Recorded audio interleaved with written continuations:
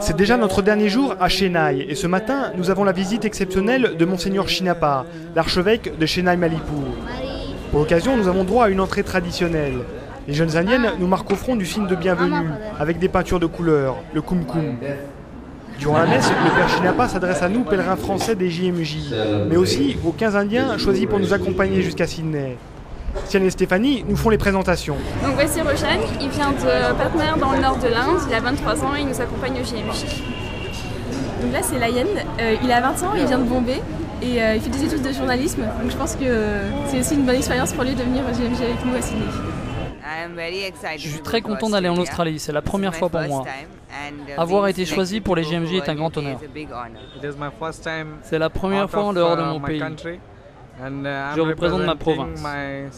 4 jours que nous vivons ensemble avec ces jeunes de basse extraction, mais seulement 15 d'entre eux qui nous suivent pour le reste du voyage. L'intégration s'est d'ailleurs faite très naturellement. La veillée, mais surtout le déjeuner, sont nos moments privilégiés pour le dialogue. On y parle de tout, on se découvre.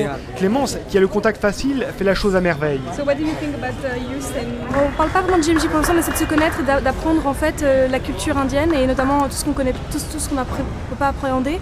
On a joué à Omawe, Wistiti, etc. L'éléphant qui tombe, des jeux très, très enfantins et du coup ils ont pu nous apprendre eux leur chant très simple aussi de chants missionnaires, les chants en hindi, enfin Gari Gari.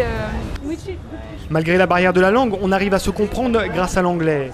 Nous faisons d'ailleurs de nos différences culturelles et de nos modes de vie nos sujets favoris de discussion.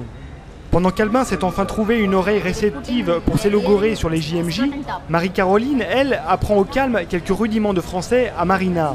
Je lui apprends un peu le français, on parle des films, ouais, on a une discussion assez cinématographique. Au revoir. Bye bye. Bye bye. Tout le monde ne peut pas faire partie du voyage, mais notre dernière veillée est très festive. Nous profitons à fond de nos derniers moments tous ensemble.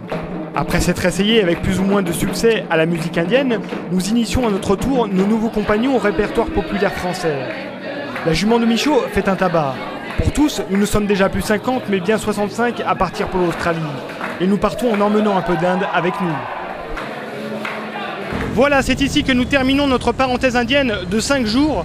Grâce à nos amis de la fédération d'ICUF, nous avons pu appréhender le maximum de réalité en peu de temps.